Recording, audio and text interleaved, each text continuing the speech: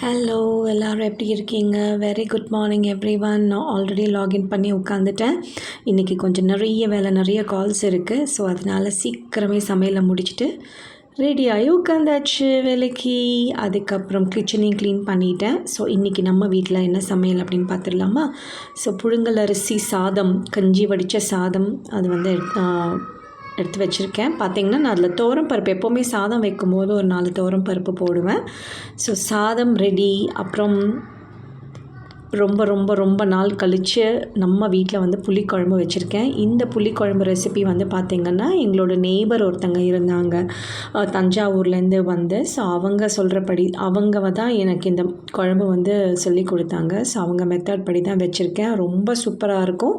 இந்த ரெசிப்பியை கண்டிப்பாக ஒரு நாள் நான் வந்து ப்ரிப்பேர் பண்ணி போஸ்ட் பண்ணுறேன். அப்புறம் நேத்திக்கு வச்ச மாதிரியே இன்றைக்கும் தக்காளி ரசம் பாத்திரத்தில் வந்து வச்சாச்சு. சிம்பிளான தக்காளி ரசம், பருப்பெல்லாம் நான் எதுவுமே போடவே இல்லை.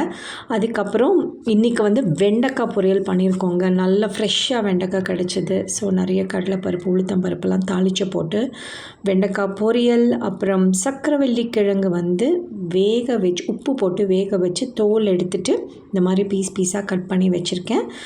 ஸ்நாக் டைமுக்கு வந்து ஆயிலி ஐட்டம்ஸ்க்கு பதிலாக இந்த மாதிரி சாப்பிட்லாம் அப்படின்னு சொல்லிட்டு திருந்திருக்கோம் நானும் அறியும்.